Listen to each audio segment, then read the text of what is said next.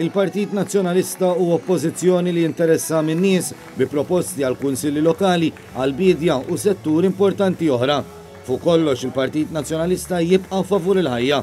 Fil-waqt li l-Gvern isu dieħel fin għal pożizzjoni favur il-qerda tat-tarbija fil-ġuf, il-Partit Nazzjonalista jibqa' jaħdem biex jipprovdi protezzjoni lil kulħadd.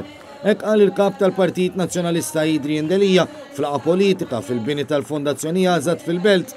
Tenna li għal-Partit Nazzjonalista it-tarbija fil-ġuf iħajja mhux ftit ċelloli kif iddeskrivewa esponenti tal-Gvern. Taħsbux illi din hija ġlieda illi saret, taħsbux illi din hija battalja li m'għandix issir. Għax il-mod kif jopera l-Gvern huwa li l-ewwel jibda dieħel minn taħt u mill-liġijiet tagħna ineħħi it-tifsira tal-om u l-missier, ineħħi dak li huwa il-ġeneru, ineħħi l-protezzjoni fil-liġi tal-vjolenza domestika, tat-tarbija fil-ġuf. Waqt l-attività Adrian Delija qal li l-4 xhur li ġejjin se jkunu ta' ħidma importanti fost il-poplu kollu biex il-Partit Nazzjonalista ixandar il-verità u jerġa' jkun ta' servizz għal pajjiż. Dan kontra l-Gvern Laburista ta' Muscat li issa hu ċertifikat li hu l-aktar gvern korrott fl-istorja ta' pajjiżna.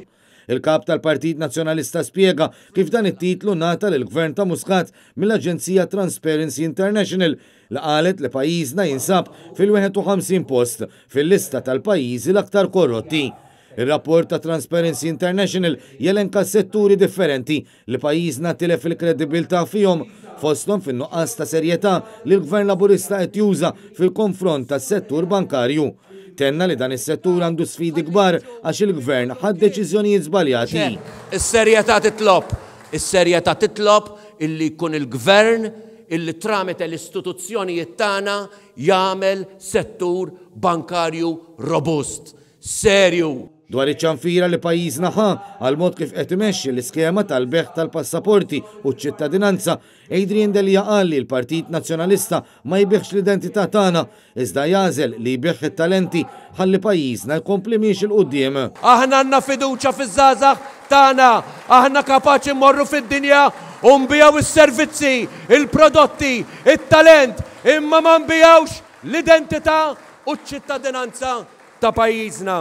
Dwar il-qtil tal-ġurnalista Defni Karwana Galizja qal li dan ma kienx biss qtil ta' persuna, iżda qtil tal-libertà tal-espressjoni. Sissa il-Gvern għadu ma għamel xejn biex jinstab il-mandant f'dan il-każ. Adrian Delija tenna li maħniex ngħixu f'pajjiż normali bl-Uffiċċju tal-Awditur Ġenerali stess iċanfar lill-Gvern għall-iskema tal-viżas li qed jatwa għalkemm il-Gvern qed jibqa' jiftaħar b'din l-iskema. U ironiku kif il-Gvern ħoloq skema biex iddaħħal lin-nies f'pajjiżna l-flus, iżda jasel li jħalli l-immigranti jerqu f'nofs ta' baħar. Il-kap tal-Partit Nazzjonalista nnota kif il-Gvern ipprova jaljena lil kulħadd billi jagħti medda kbira ta' art bi ftit flus f'San Ġiljan fi żmien il-miliet. Iżda sab li l-oppożizzjoni maquda bistqarrija ta' kundanna u stmerija għal dak li kellu f'moħħu Muscat.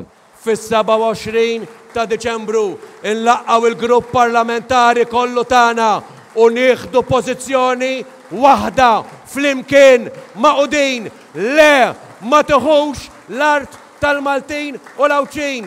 Le ma tagħtix donazzjonijiet lil dawk illi mhumiex intitolati. Le l-art tagħna mhijiex għal ftit immija tal-poplu Malti u Awċi kollu. Fil-waqt li spjega kif il-Gvern Laburista lanqas m'għandu pjan dwar l-edukazzjoni tant li jrid iġarraf dak li għandna anke dwar it-toroq, Adrian Delija qal li l-Gvern qed jażel biss li jwessa t-toroq minflok ma jibni toroq ġodda.